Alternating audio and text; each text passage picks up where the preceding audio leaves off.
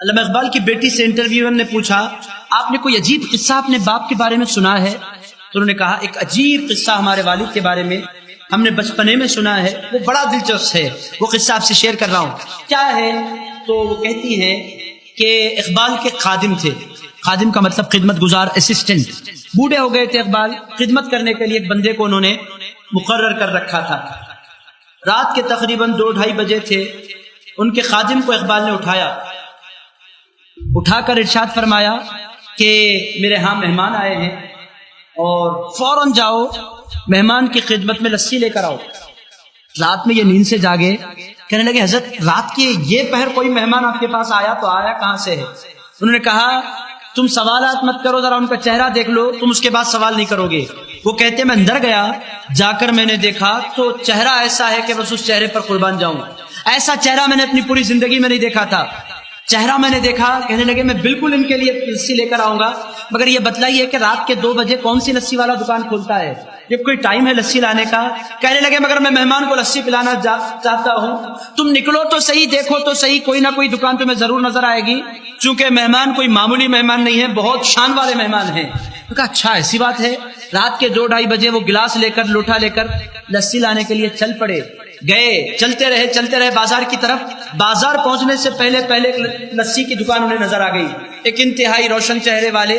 یہ کہتے ہیں وہ بھی چہرہ دیکھنے والا تھا، یہ بھی چہرہ دیکھنے والا ہے، ویسا چہرہ بھی میں نہیں دیکھا تھا، ایسا چہرہ بھی میں نے نہیں دیکھا تھا۔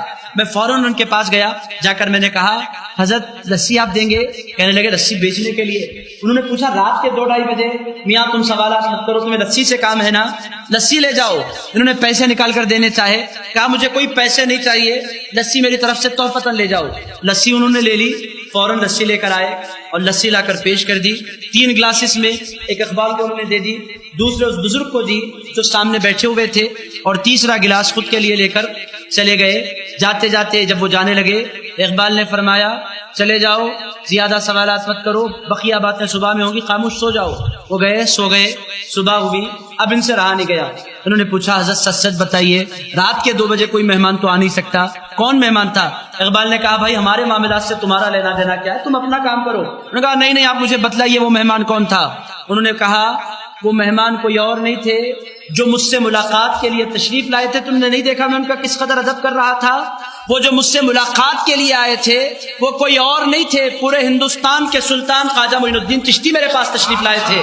کہا غریب نواز تشریف لائے تھے؟ کہنے لگے ہاں غریب نواز تھے۔ اس کے بعد انہوں نے پوچھا رات کے 2-2:30 بجے لسی بنا کر کون دیتا ہے؟ وہ لسی والے کون تھے؟ کہنے لگے یہ شہر کس کا ہے؟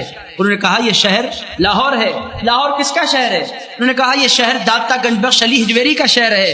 کہنے لگے کہ جب لسی لانے کے لیے تم گئے تھے، لسی دینے کے لیے کوئی اور نہیں بیٹھے تھے، ہمارے شہر معین الدین آئے ہیں، اس واسطے خود داتا گنج بخش لسی دینے کے لیے تمہیں بیٹھے تھے، لسی دینے والے کوئی اور نہیں تھے، داتا گنج بخش علی ہجویری تھے۔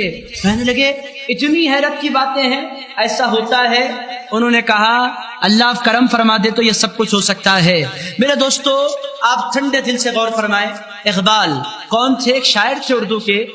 اب لوگ ان کو نہ جانے کیا کیا بولتے ہیں، ہم تو ان سے بڑی محبت کرتے ہیں اس واسطے کہ اقبال بڑی شان والے شاعر گزرے ہیں۔ انہوں نے ایک آدھ بندے کو انسپائر نہیں کیا ہے، پوری امت کو انسپائر کیا ہے۔ جو کوئی بندہ اس زمانے میں کچھ بنتا ہے اس کے پیچھے اقبال کی فکر کا بڑا رول ہوا کرتا ہے۔ اقبال ایک کائنات میں انقلاب برپا کرنے والے شاعر کا نام ہے۔ اقبال کو میں شاعر سمجھا کرتا تھا، مگر مجھے بعد میں پتا چلا کہ اقبال ایک شاعر بھی تھے اور ایک بڑے درجے کے صوفی بھی تھے۔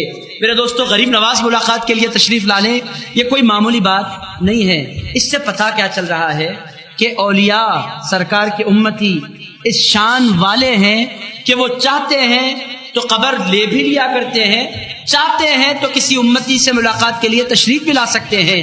میرے دوستو امتیوں کی یہ شان ہے تو مصطفیٰ کی شان کا اندازہ ہم کیسے لگا سکتے ہیں؟ آج کل لوگ کہتے ہیں سرکار ہم سے بے خبر ہیں، سرکار ہماری خبر نہیں رکھتے۔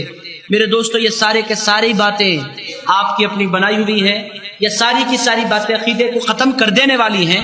عقیدہ لینا ہے تو رسول اللہ کے گھرانے سے لیجئے گا۔